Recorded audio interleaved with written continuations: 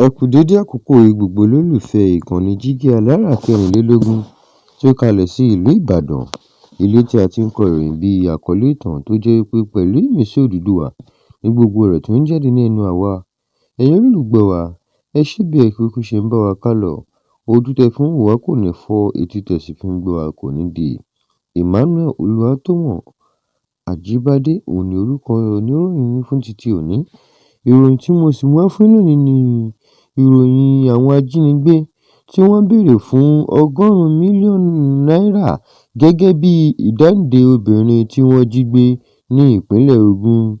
Ìròyìn rèé lẹ́kùnrẹ́rẹ́.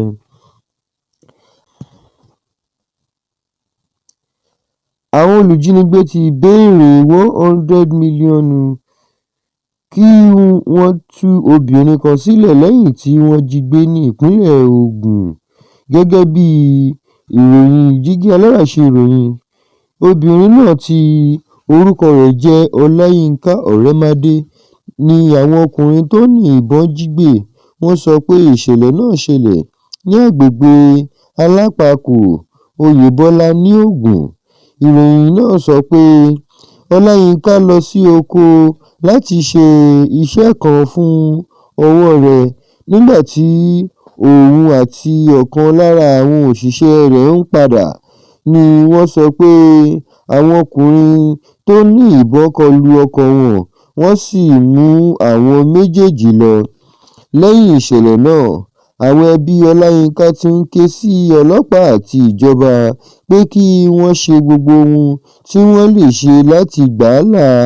Àwọn olùjínigbé sì ti béèrè $100 mílíọ̀nù gẹ́gẹ́ bí owó tí wọ́n fẹ́ kí ẹbí náà san fún ìtúsílẹ̀ rẹ̀.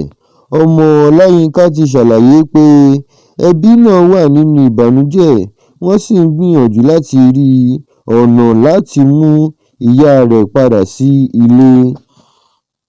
Ìṣẹ̀lẹ̀ náà ti fa ìbẹ̀rù láàrin àwọn aráàlú nígbà tí ọ̀pọ̀ ènìyàn ń pè fún ààbò tó lágbára sí i.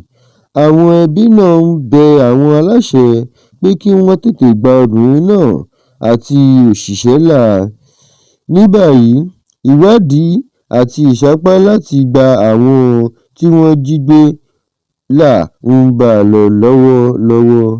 Báyìí ni àrìmọ fún orí ìròyìn títí òní. Ẹ ṣé bí ẹ ṣe ń bá wa kálọ o. Ó dàbọ̀.